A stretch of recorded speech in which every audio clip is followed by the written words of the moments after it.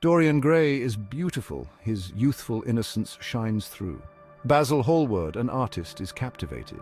He paints Dorian's portrait, capturing his exquisite beauty. The portrait is more than art, it's a reflection of Dorian's soul, pure and untainted. Dorian meets Lord Henry Wotton, a charismatic dandy. Lord Henry is a dangerous influence, preaching a gospel of pleasure and beauty above all else. Dorian, swayed by Lord Henry's words, makes a wish. He wishes to remain forever young, forever beautiful. But there's a catch. He wishes for his portrait to age instead of him. The portrait will bear the burden of his sins, his every dark desire etched onto its canvas. Dorian is willing to sacrifice his soul for eternal youth. Lord Henry is a master manipulator. He sees Dorian as a fascinating experiment. He wants to mold Dorian, to shape him into a reflection of his own hedonistic ideals. Lord Henry feeds Dorian's vanity, whispering poison into his ear. The only way to get rid of temptation is to yield to it, he tells Dorian. He encourages Dorian to embrace pleasure, to indulge in every whim and desire. Dorian, young and impressionable, falls under his spell. He begins to see the world through Lord Henry's cynical eyes. Oscar Wilde, the author of, was a literary rebel. He challenged the strict moral code of Victorian England.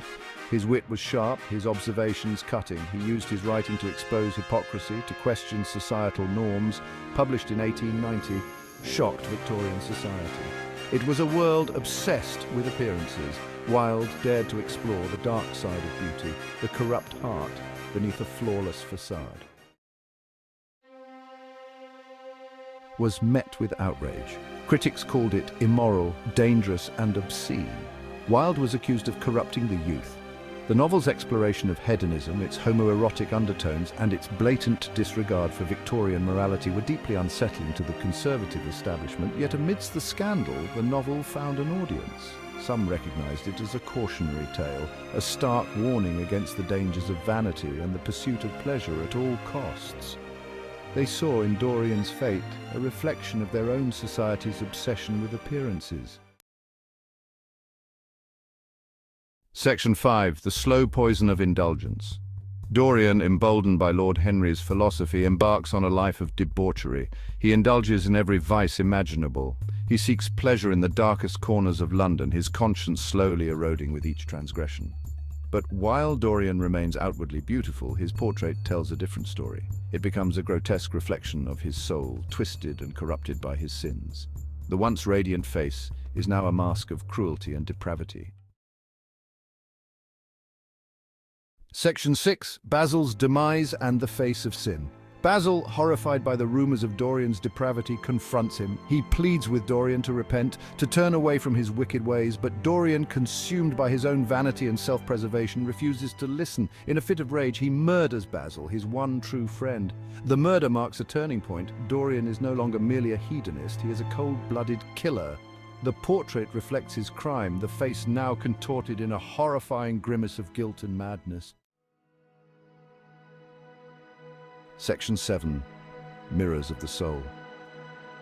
Dorian becomes a prisoner of his own making. He hides the portrait in his attic, unable to bear the sight of his own corruption. He is haunted by his past, his beauty a constant reminder of the monster he has become. The portrait becomes a symbol of Dorian's conscience, a tangible manifestation of his guilt and depravity. It serves as a constant reminder of the price he has paid for his eternal youth and the terrible consequences of his actions. Section 8. A legacy of aestheticism and morality. Is a timeless exploration of beauty, morality, and the human condition. It challenges us to look beyond the surface, to question the true nature of beauty and the price of our desires. The novel remains relevant today. We live in a world obsessed with youth and beauty, where appearances are everything. Wilde's story serves as a cautionary tale, reminding us that true beauty lies not in physical perfection, but in the purity of our souls. Section 9.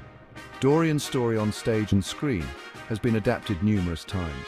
It has been staged for the theatre, filmed for the cinema, and reimagined for television. Each adaptation brings its own interpretation to Wilde's classic tale. Some adaptations emphasize the horror elements of the story, focusing on the grotesque transformation of the portrait and the psychological torment of Dorian Gray.